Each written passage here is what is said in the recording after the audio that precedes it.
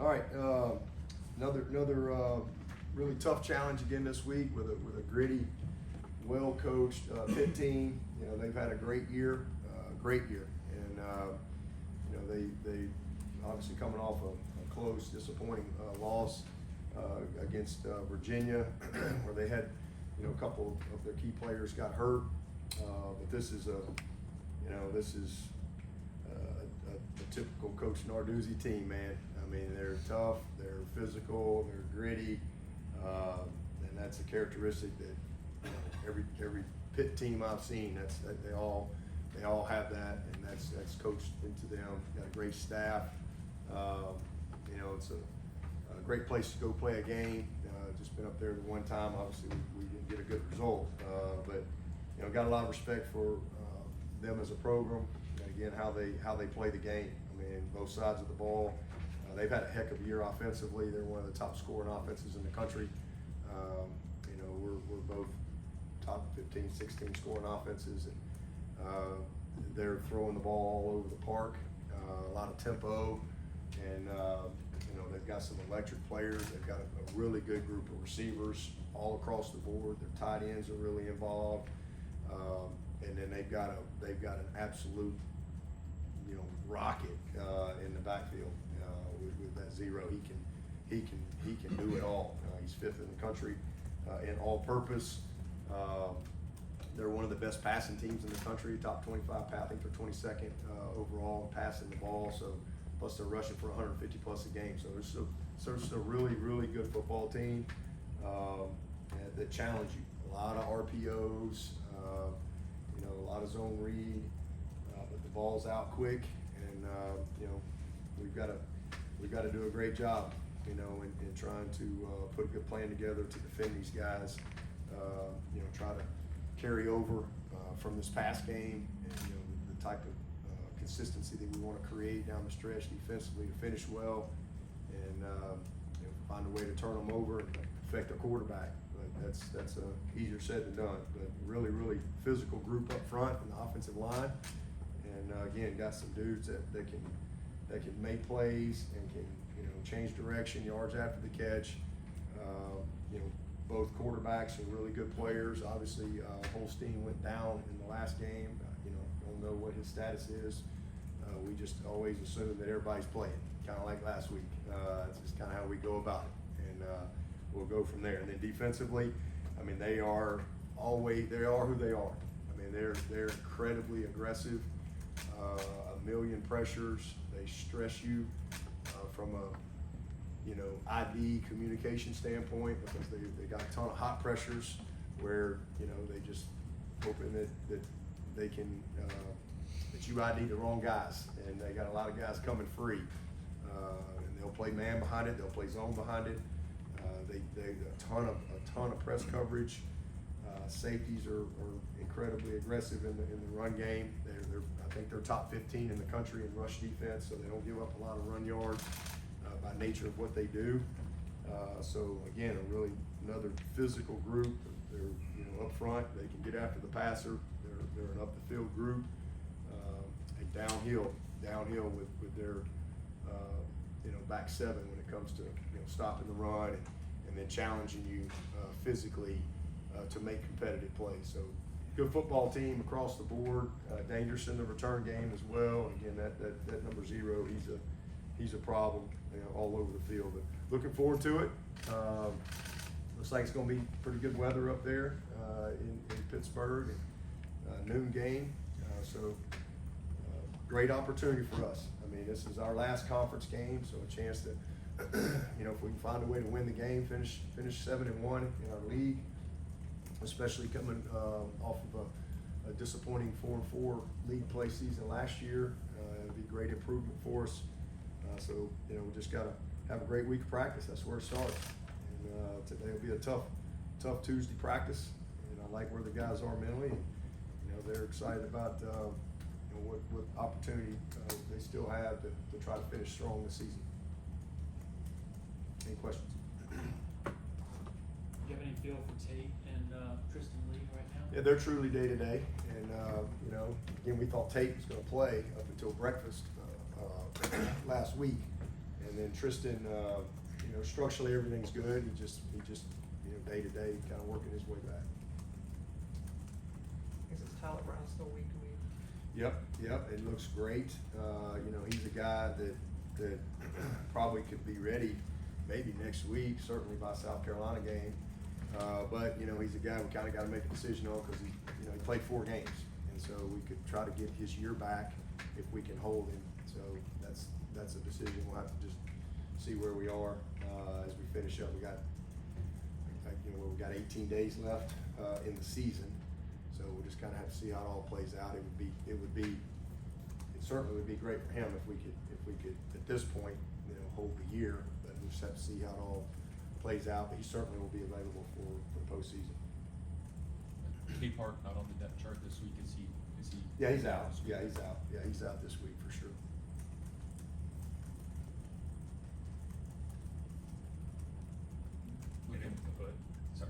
Looking back at the Russian defense last week versus the Louisville game, is there anything in hindsight that you wish you did against Louisville that you did against Tech schematically or anything like that? No, we just did it better. Just a different mentality, completely different mindset.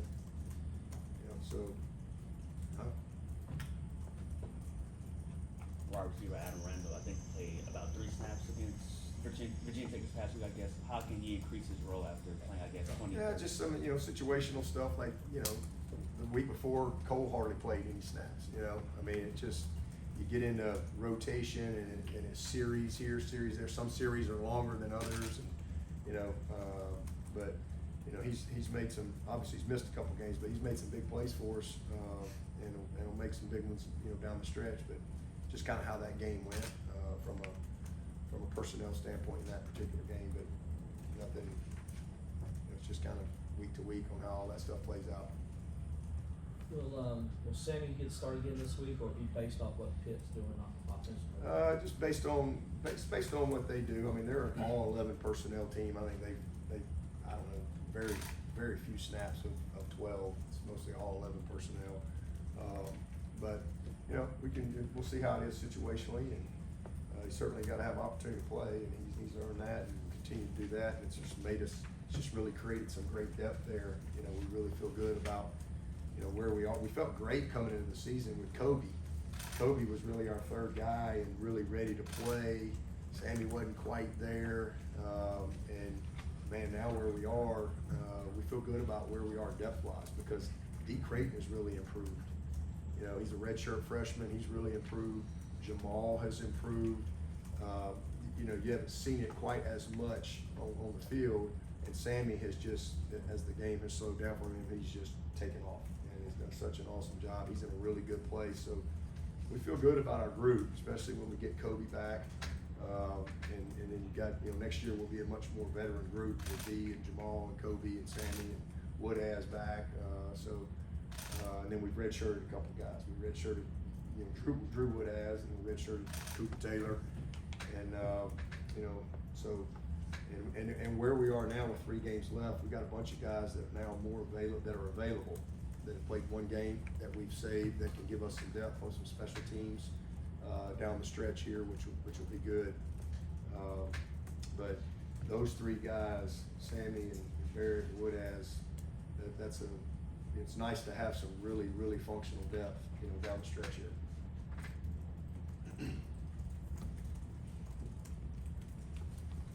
Dabo, do you talk at all with your team about the opportunity to be the first in the ACC to get 7 wins and what that might do to the other teams in the league in terms of game pressure coming down the stretch? Not specifically of that. I mean, we've talked about how great it would be to finish 7-1 in our league, and not to be the first 7-win or what it does to other people. We just talked about what that means for us. To be able to finish the best we can finish is 7-1 at this point. So that's what we control. So to be able to, again, last year we were 4-4. So to come back this year and we beat everybody that beat us last year except for 1 team that we went on our schedule. So to be able to, get better and have a much better conference play, and we're put ourselves in position. We weren't in position this time last year. So we're still, you know, in the thick of it. There's a lot of things that can happen. We don't control any of that, so we don't worry about it. We just wanna focus on what we can handle and what we can control, and that's how we play this week and the best possible finish that we can have. So, that would be 7-1, and that would be, like I said, a 17-team league. That'd be a really good year for us, and kind of, you know, getting back on track within this league, because that's where it all starts. Hampton, I think, came in for Terrell in the third job or so. Terrell finished with fewer snaps than usual, just trying to strike a more like 3-corner rotation. Yeah, we player. were just trying to make sure that we had, it wasn't just for Terrell, Right. he was in and out for everybody. We were just rolling those 3, and that was kind of intentional going into the game. And again, when you talk about counting plays and stuff, it's, you know, there's no, I mean, you can't control how series are gonna go, and, you know, hey, you're in for this series, what might be 3 plays? And then the next series, okay, this guy's in it and went 12 plays, you know, so you don't dictate that stuff. But we did go into the game, really, you know, wanted to just have a 3-man rotation and be able to play, Ashton, you know, a good bit in that game, you know, so we felt good about where he was, and, you know, he's made a lot of progress, his confidence has grown, certainly making a play like he made, that helps, but, practice habits, all those things. I mean, he's on his way, and he brings a lot of, you know, diversity. He's one of those kids that, you know, we're trying to really get him honed in at corner, but he's a guy that can, I mean, he can play anything. I mean, that's one of the things we loved about him in the recruiting process. I mean, he could play that nickel position, he can play either safety position. I mean, there's a lot of versatility to that kid's game. He's unique. He's really, really unique player. So excited about, you know, the progress he's made. Still got work to do, but you know, definitely feel good about with Shelton out as well, who was kind of our 4th corner, you know, trying to really force the issue and make sure that, because we knew Jay Lou was a little banged up too, so Jay Lou had a little, he wasn't able to practice, you know, really a full practice and a half last week. He was out, so good to have that type of game for Ashton and feel good about, you know, where those guys are as a group. Phil Moffa had back-to-back 100-yard rushing games. What makes him so consistent that even if the offense is kind of in flux, you can hand him the ball and he'll just gain 4 or 5 yards? That offensive line, you know, it doesn't happen without those big guys up front, you know, straining and getting it done. I mean, and Cade making the right decisions, because there's a lot of things in our run game that are dictated by, you know, the decision that Cade makes at the line of scrimmage and post-snap. But you got to, you know, Moffa would be the first one to tell you, you got to give all the credit to them guys up front, and guys straining downfield, receivers and tight ends. But Phil's just steady, man. I mean, he's just such a smart player. He understands patience and how important that is in the run game and setting your blocks up. And he understands all the run schemes. He understands defense. You know, he sees it and he feels it. So he's a really, really talented player, man. I'm really proud of him. The type of season that he's had, it's been awesome. He's had 176 snaps the last 2 games to 7 for Jay Haynes. Would you like to have more? I like Mo Moffa, Mo better. That's what I like. I ain't worried about anything else. You know, little Moffa's good, Mo is better. This is the championship phase, man. You know, I mean, we have all the confidence in the world in our other guys, but why would you not want to give the ball to Moffa more? You know, I mean, we only got him for a few more weeks. He's gonna be gone, and he's a horse, man. So, I mean, it's not like we're just blowing everybody out. Games are on the line. You're gonna put your best. If I had the other guy out there, y'all say, why is Moffa on the sideline? Why would you have your best player on the sideline and you got this guy in there? You know, we're trying to win the game. We got our best players in the game, so it ain't got nothing to do. We love our guys. We love them. We love Jay Haynes. We love Easy E. Love Jarvis. We love Keith Adams. We love our guys. But Moffa's our best player. And, you know, so heavy is the crown. Just where he's at. He's been on that sideline enough. You know, this is his time to be that guy. We've needed him, and he's come through for us in a big way. So, Mo Moffa. I think on your radio So you said K Potts had his worst game of the season against Virginia Tech. I guess. I thought from a quarterback. Quarterback, yeah. You know, just playing the position. I thought it was his worst game. You know, it was as good a game as he's ever had from a leadership standpoint, a grit standpoint, a heart standpoint, a toughness standpoint, a will to win standpoint. He ain't never been better. A+++. It was freaking awesome. I mean, he was just great. And it's been fun to see him as far as just how he's grown as a leader, and it just is. I mean, he's got an awesome will to win and a toughness to him. But as far as just quarterback play, I thought it was his worst game. You know, just stuff that we needed to do as a quarterback in decisions, and he took 4 sacks. You know, every sack was on him. Every sack, and none of them should have happened. And they just tried to do a little too much a couple times, and that was just frustrating. A couple plays there that we didn't pull the trigger on, but you know, the best part about it is you didn't even have to tell him. You know, in fact, when I said, how did you play? You know, because you win a game like that, he made some miraculous. He did some unbelievable stuff. And he's like, you know, I think it was my worst game. And I was like, man, that's why I know you're gonna be a great player. Because I didn't have to tell him. He already knew. And I'm talking about from a quarterback standpoint. This quarterback play. You know, he said that, and I didn't disagree.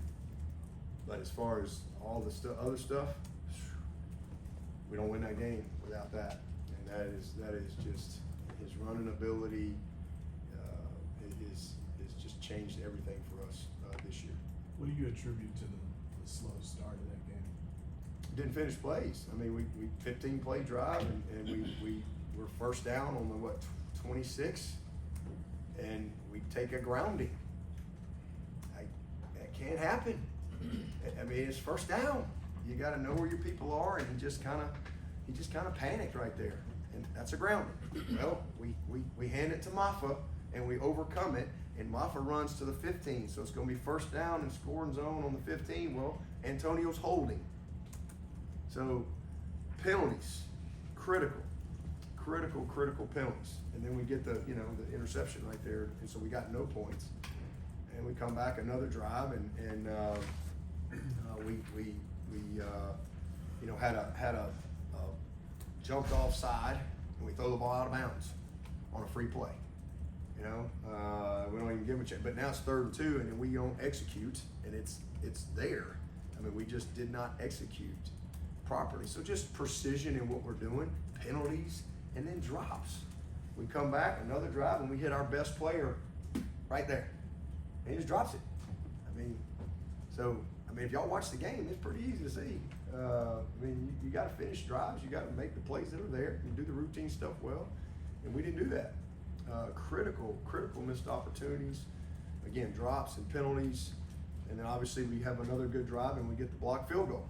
So it was incredibly frustrating to have the ball almost 20 minutes in the first half and you got no points.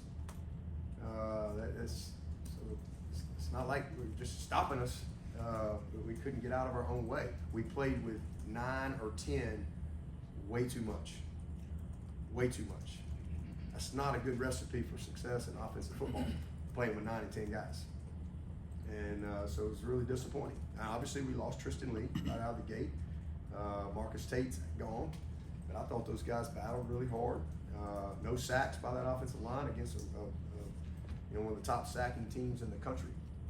So just missed plays, not precise in what we needed to do, but we were there. We just didn't finish. And then we came back the second half and we scored, I think, 4 out of 7 possessions, and should have been a 5th one. You know, TJ has the drop on the blade, and you know that's probably a walk. And so just missed plays. You know, we gotta be precise in just doing the routine stuff well, and we didn't do that. And we were much better in the second half. But defense was awesome for 4 quarters. Did a great job the whole night. Offense got it going in the second half, and again we moved the ball, and that's frustrating when you go 15 plays and you're in the score and you overcome one penalty, and then you come down and here you are, it should be first and scoring, you know, in the 15-yard line, and now you got a holding call. And then we had a 4th and 2 that, you know, we felt like they missed a call on that we didn't go our way, and Cade took a sack on that and gave up 10 yards for our defense, you know, and he should have. You can't take a sack there. So just, you know, but again, 'cause sometimes they're gonna miss a call. But it was just still could have given him a chance, you know, even if he's holding him. But just some misplays. That's it. Just not crisp in our execution. Again, penalties and drops, and just a few missed cues. 9 and 10 guys getting their job done, and we got it going in the second half. Played much better. How about this linebacker for Pitt, number 9? Yeah. He leads the team in sacks and leads the team in interceptions. That's a rare combination. Yeah, he's good. He's a good player. He's very active. He's physical, and just probably their most productive guy. And they bring him from everywhere. You know, again, when you watch these guys, I mean, they got dudes coming from everywhere. Sometimes you see it pre-snap. Most of the time it's post-snap. You know, that's just what they do. I mean, it's basically cover zero a lot of the times based on how they play, especially if you got any type of run game. You know, that's who they are. But he's a big factor in making it all go for them. Did they use him almost like you used to use Isaiah Simmons? Yeah. Oh yeah. He's everywhere. I mean, he'll come. He's outside the box, inside the box. He's dropping. I mean, he does a little bit of everything. He's a good tackler. He's definitely you know, one of the best players on the whole team. Great player. Given how hard they make it to sort of execute down the field against them, how important is it to get some explosives against that defense? It's very important. You know, you can't win the game if you don't make some explosives against these guys. Just again, they're top 15 team in the country in rush defense. Just simply, I mean, they're gonna force the issue. So you got to be able to win some competitive play. There's gonna be some hold on to your, you know, hold your breath moments, because it's body on body, and you got to be accurate, and you got to finish competitive plays. That's just what it comes down to. You know, the flip side of it is if you can get the ball in space, you got a chance to you know, break some tackles. So you gotta. It's gonna be a really physical game with all of our skill people versus their skill people, and somewhere along the line, you gotta win your matchup. You know, you gotta break a tackle. You gotta make that competitive play. Ball's gotta be accurate, and you know, and then Cade's gotta be a huge factor, because it's not always gonna be clean.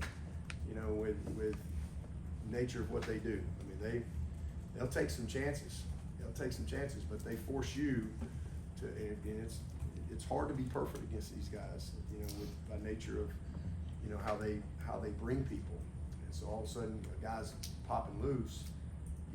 Cade's gonna have to be able to make some plays, you know, with his legs from a scramble standpoint. That's just, you know, so you got an opportunity there with some off-schedule plays that if you're gonna beat them, you're gonna have to have some of those. Those will be a factor in a game like this. Coach, over the years, what are some of the best tactics or methods that you've found to keep everybody loose and calm when there's so much on the line in this big game? We don't do anything different. I mean, just do the same stuff you always do. I mean, honestly, whether you're preparing for the national championship or you're preparing for, you know, an FCS school in the state, I mean, it shouldn't be different. I think you create consistency in your routine. You prepare and practice to a standard every day. You know, you have the same sense of urgency, and that, you know, you get the guys to buy in. If you practice right, and in the right type of way, when you get to game day, you're ready.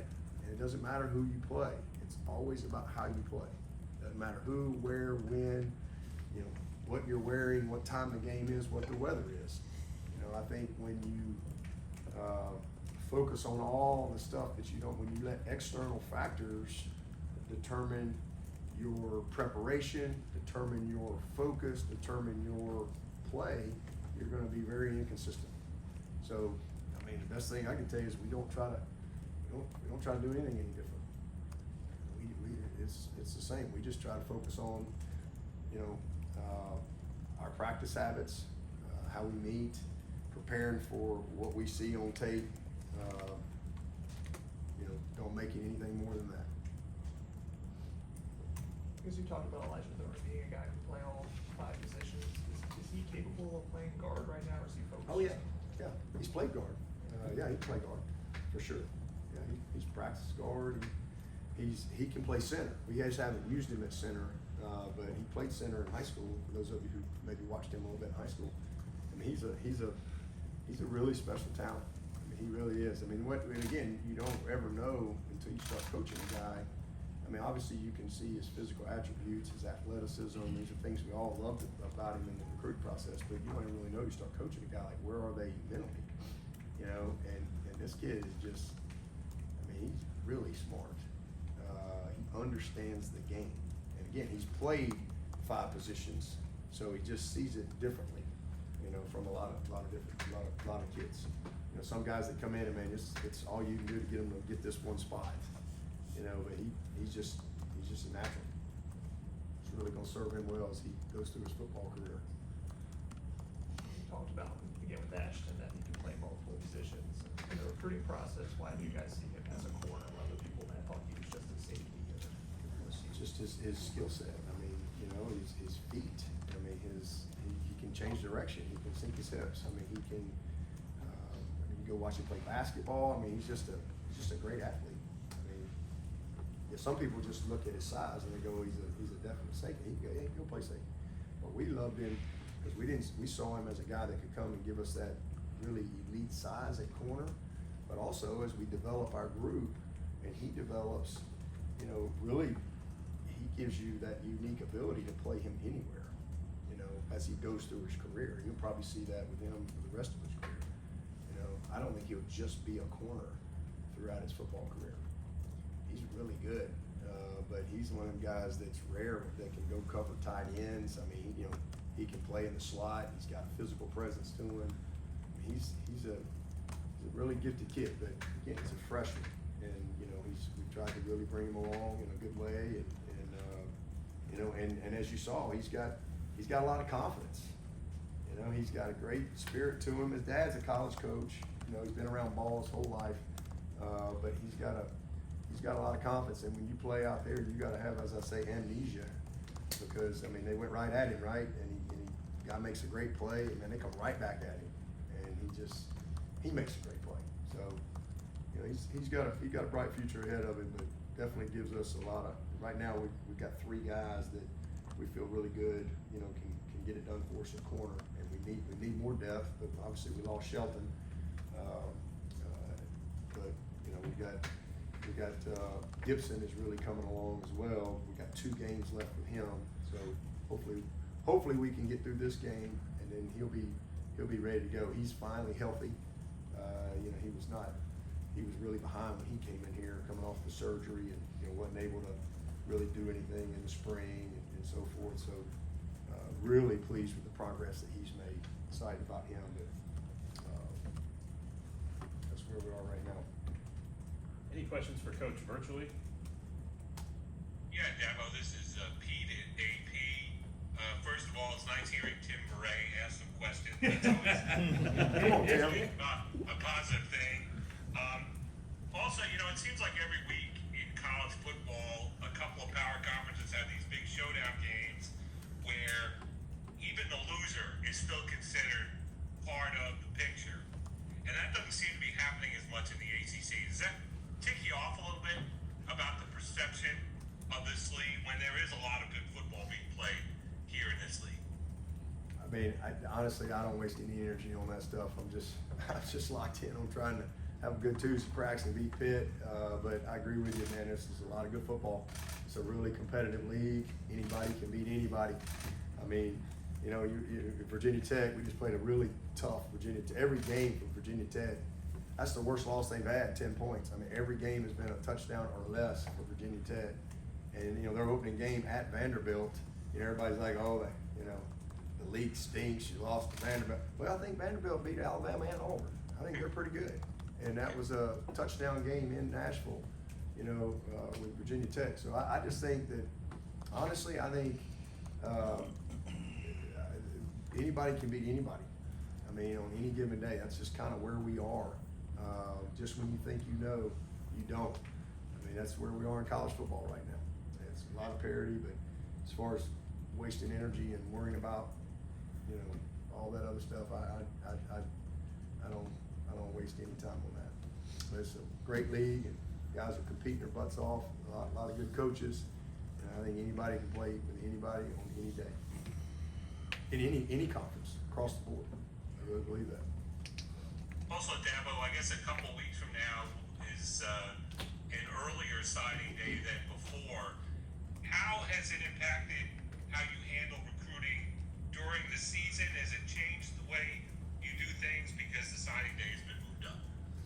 No, it hasn't. I think it's great because it cleans it up a little bit from you know, the portal and all that stuff. It allows you to really focus on, you know, getting your class signed. And you know, we don't have a lot of spots. I mean, we really don't have a lot of spots open on our roster. You know, so you know, we like the group that we have, and then I think we can really allows you to focus on these kids that are signing early, and then you can turn your eyes and you kind of see if, you know, you may have some guys leave or whatever. You kind of see what you need to do on who's back. And again, the only guys that have to leave that are starting for us are defense: Peyton Page, RJ, and Barrett. And on the offensive side, it's Marcus Tate, Rennie, and Muffa. Everybody else can be back. So you know, we don't have a lot of spots. Aiden Swanson's got to go.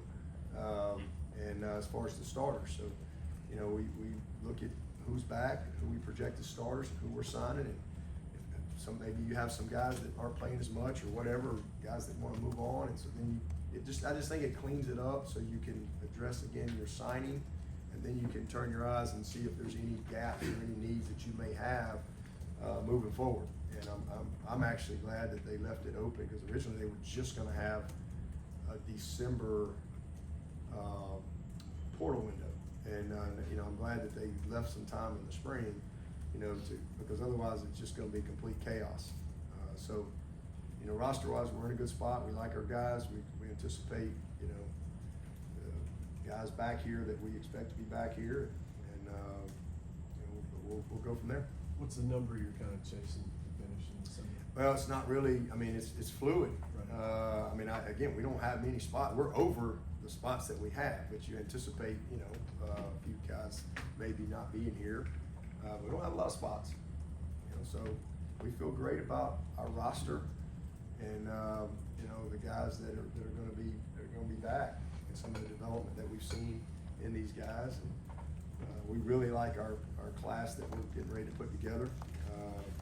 Can't talk about them, but we're really excited about that group that's going to come in here and fill some spots for us as well. Got a couple more minutes with Coach. It's just to clarify, Colin Sadler, so like he was day-to-day, or Yeah, he's out. What- He had to have surgery. So he was kind of day to day and week to week there. We thought he might be able to get back, and you know, but it just wasn't getting better, and so we just shut him down and went ahead and did the surgery. He's actually feeling a lot better. But man, I felt terrible for him. He just busted his butt to try to play, and I just hate it, because he's a starter for us.